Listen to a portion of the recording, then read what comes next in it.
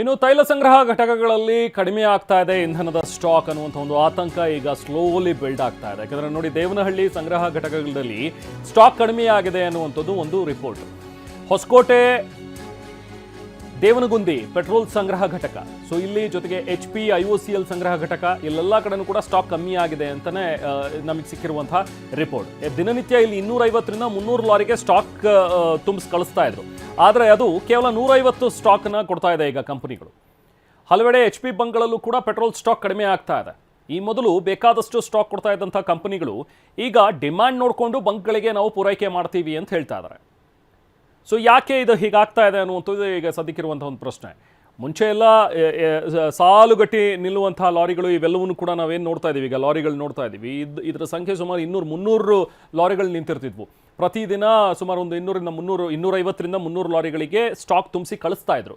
But ಈಗ ಅದು 150ಕ್ಕೆ ಇಳಿದುಬಿಟ್ಟಿದೆ. 150 ಲಾರಿಗಳಿಗೆ ಮಾತ್ರ ಸ್ಟಾಕ್ ಸಿಗ್ತಾ ಇದೆ. ಸೊ ಇದು ಮುಂದಿನ ದಿನಗಳಲ್ಲಿ ಮತ್ತಷ್ಟು ಅಭಾವ ಆಗತ್ತಾ, ತೊಂದರೆ ಆಗತ್ತಾ ಅನ್ನುವಂಥದ್ರ ಬಗ್ಗೆ ಆತಂಕವನ್ನು ಮೂಡಿಸ್ತಾ ಇದೆ.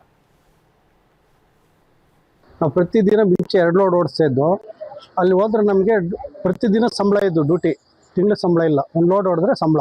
ನಮಗಿಲ್ಲಿ 1 ಲೋಡು ಆಗ್ತಾ ಇದೆ, ಇಲ್ಲಾಂದ್ರೆ ಅದು ಇಲ್ಲ, ಹಂಗಾಗ್ತಾ ಇದೆ. HPCಲಿ ಪೆಟ್ರೋಲ್ ಡೀಸೆಲ್ ಇಲ್ಲ, ಅವ್ರಿಗೆ ಅಲ್ಲಿಂದನೇ ಬರ್ತಾ ಇಲ್ಲ ಪೆಟ್ರೋಲ್ ಡೀಸೆಲ್ಲು. ಹಂಗಾಗಿ ಪ್ರಾಬ್ಲಮ್ ಆಗ್ತಾ ಇದೆ. ಈಗ ಜನಗಳಿಗೂ ಕೂಡ ಅಲ್ಲಿ ಏನಾಗುತ್ತೆ, ಸ್ವಲ್ಪ ಓಡಾಟ ಕಮ್ಮಿ ಹಾಕಿ ಪೆಟ್ರೋಲ್ ಎಲ್ಲ ಓಡಿಸ್ಬೇಕು. ಅವಾಗ ತೊಂದರೆ ಆಗ್ದಂಗೆ ಆಗ್ತದೆ. ಇಲ್ಲಿ ಒಟ್ಟು ನಮ್ಮ ಡ್ರೈವರ್ ಕ್ಲೀನರ್ ಜಾಸ್ತಿ ಹೊಡೆತ ಬೀಳ್ತಾ ಇದೆ ಪಾಪ. ಯಾಕೆ ಊಟ ತಿಂಡಿಗೆ ವ್ಯವಸ್ಥೆ ಇಲ್ಲ, ಒಂದು ಮನೆ ಬಾಡಿಗೆ ಕಟ್ಬೇಕು ಆಗ್ತಾ ಇಲ್ಲ. ಆ ಥರ ಪರಿಸ್ಥಿತಿಗಳು ಆಗ್ತಾ ಇದೆ ಇಲ್ಲಿ. ಸರ್, ಈಗ ಈ ಇರಾನು, ಅಮೇರಿಕಾ, ಇಸ್ರೇಲ್ ಯುದ್ಧದಿಂದ ಇಲ್ಲಿ ಸಪ್ಲೈ ಕಡಿಮೆ ಆಗಿದೆ. ಕ್ರೂಡ್ ಆಯಿಲ್ ಬರ್ತಾ ಇಲ್ಲ. ಸುಮಾರು ಇಂಧನ ಅಭಾವ ಬೇಕಾದಷ್ಟಿದೆ. ಇದು ಜನಗಳನ್ನ ಬಳಸೋದನ್ನು ಕಮ್ಮಿ ಮಾಡಬೇಕು. ಯಾಕಂದರೆ ನಮ್ಮ ಪ್ರಧಾನಮಂತ್ರಿ, ನೆಚ್ಚಿನ ಪ್ರಧಾನಮಂತ್ರಿ ಅವರು ಮೊನ್ನೆ ಕರೆ ಕೊಟ್ಟಿದ್ದಾರೆ.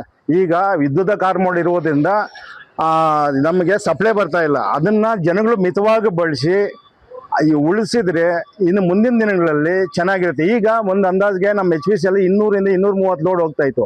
ಈಗ 120ರಿಂದ 130 ಲೋಡ್ ಬರ್ತಾ ಇದೆ. ಅದರಲ್ಲಿ ನಮ್ಮ ಚಾಲಕರಿಗೂ ಹೊಡೆತ ಬೀಳ್ತಾ ಇದೆ. 1 ಲೋಡ್ ಹೋದ್ರೆ 700ರಿಂದ 800 ರೂಪಾಯಿ ದುಡ್ಡು ಸಿಗುತ್ತೆ ನಮ್ಮ ಚಾಲಕರಿಗೆ. ಅದು 2 ಲೋಡ್ ಹೊಡೆದ್ರೆ 1400 ಬರುತ್ತೆ. ಈಗ ಒಂದೇ ಲೋಡ್ ಆಗ್ತಾ ಇದೆ. ಪ್ಲಸ್ ನಮ್ಮ ಬೆಂಗಳೂರು ಗ್ರಾಮಾಂತರದಲ್ಲಿ, ಬೆಂಗಳೂರು ಸಿಟಿನಲ್ಲೇ ಆಗಲಿ, ಒಂದು ಬಂಕ್ಗೆ ಲೋಡ್ ಹೋದ್ರೆ ಇನ್ನೊಂದು ಬಂಕ್ ಡ್ರೈ ಆಗ್ತಾ ಇದೆ. ಸುಮಾರು ಅರ್ಧ ಬಂಕ್ ಡ್ರೈ ಆಗ್ತಾ ಇದೆ.